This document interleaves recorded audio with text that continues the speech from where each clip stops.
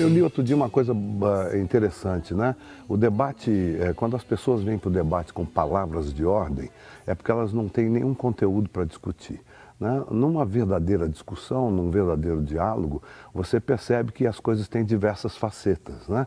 E que mesmo as suas posições mais radicais podem sofrer um ou outro balanço se você submeter isso à sua análise crítica profunda e sincera. Então, o que a gente percebe no nosso espetáculo particularmente, é que por ser uma comédia hilariante que faz a plateia uivar de rir durante 1h30 e ter uma reviravolta final interessante que desperta a inteligência do espectador, essas palavras de ordem todas caem por terra, né? E as pessoas acabam se abrindo para a conversa, para a discussão. E mesmo aqueles que no fim querem levantar uma palavra de ordem, acabam percebendo que tem outros lados na questão que podem ser analisados também. A peça fala de vício, fala de suicídio, fala de ciúme, fala de jogo, fala de alcoolismo, vai embora. Essa época que nós estamos vivendo, ela só vai acabar quando as pessoas se dispuserem a discutir. Mas para discutir, você tem que saber um pouco mais do que uma palavra de ordem. O americano chama isso de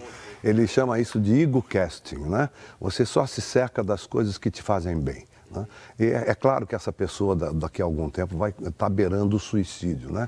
Porque só as coisas que te fazem bem te emburrecem, não te criam nenhum problema, você não tem nada a acrescentar, você jamais se modificará e talvez você perpetue os erros da sua vida até um limite sem fim. Então, você tem que abrir a possibilidade do diálogo, abrir a possibilidade da controvérsia, mas não da forma como as pessoas estão fazendo, né? Na agressão, não, aceitar o outro, aceitar a diferença, aceitar a opinião contrária, porque talvez você mude a sua e talvez nessa mudança haja um crescimento. Realmente eu sinto uma pena que a internet, que é um veículo extraordinário, esteja sendo usado só nesse sentido, né? E agora, revolucionário não é mais você usar aquele aparelhinho, não é mais você fazer parte de Instagram, Facebook, seja o que for, é você conversar, é você olhar olho no olho, você abrir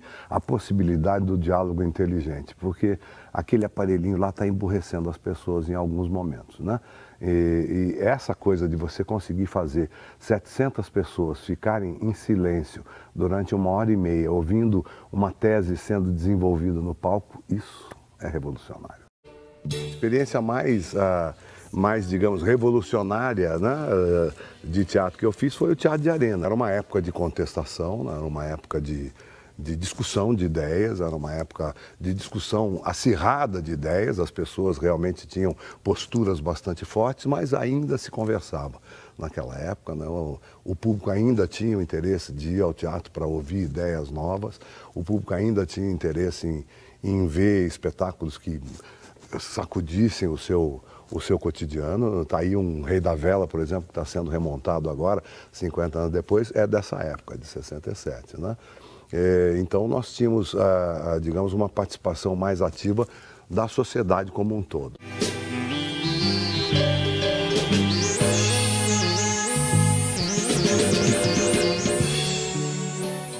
50 anos depois, nós estamos voltando a essa discussão, uma coisa que nós já tínhamos resolvido em 1967, 68, já tinha sido resolvido, teve um primeiro choque, teve um primeiro entendimento do que aquilo significava, em termos de liberdade, em termos de postura artística, e aquilo evoluiu até que 50 anos depois nós retrocedemos, né? E retrocedemos não só 50, nós retrocedemos aí uns 100, porque nós estamos com um tipo de moral hoje, algumas pessoas, né, que se recusam a discutir, um tipo de moral do século XIX, né?